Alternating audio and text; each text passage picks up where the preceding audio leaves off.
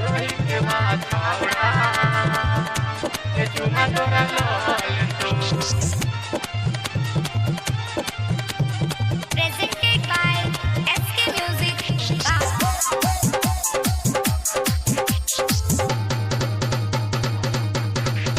रोहित माथावड़ा के चुमा तोरा लोल तो Music by DJ Umesh. Shukipur Bazaar. पैरे में पायल हाथे में कंगना, पैरे में पायल हाथे में कंगना, छोरा त कोनो हसाद तो हे गे ई गाँव में के छौड़ा जे तोरा पटराल तो रोहित बा छौड़ा के चुमा तोरा लोल तो रोहित माथावड़ा के चुमा तोरा लोल तो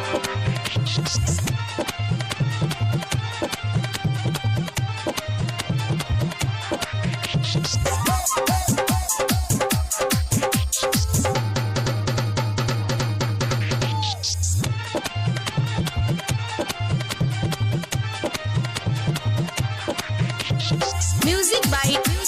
DJ Umesh. Shukipur Bazaar. चलै छे रहिया में गोरकी स्कूटर चला को स्कूटर चला लइका त लइका बुढ़बो तोरा गई दिल को ठोकर मार को दिल को ठोकर मार चलै छे रहिया में गोरकी स्कूटर चला को लइका त लइका बुढ़बो तोरा गई दिल को ठोकर मार को चलते चलते ई छौड़ा सकाद तो हे गे ई गाँव में के छौड़ा जे तोरा पटराल तो रोहित बा छौड़ा के चुमा तोरा लोल तो के चुमा तोरा लोल तो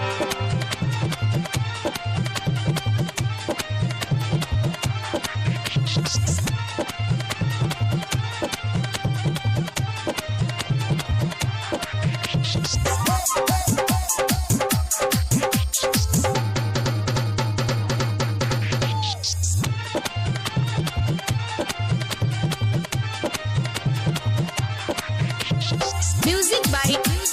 DJ Umesh. Shukipur Bazaar. ललकी ललकी दुपट्टा उड़ाबै छे लेने छे हाथ में मोबाइल गे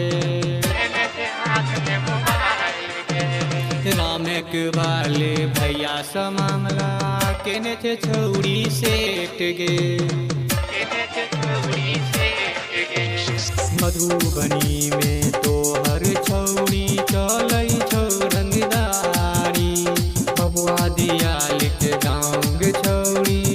है कबाला राही हे गई सत्यम सोलिंदर चुमा लोल तो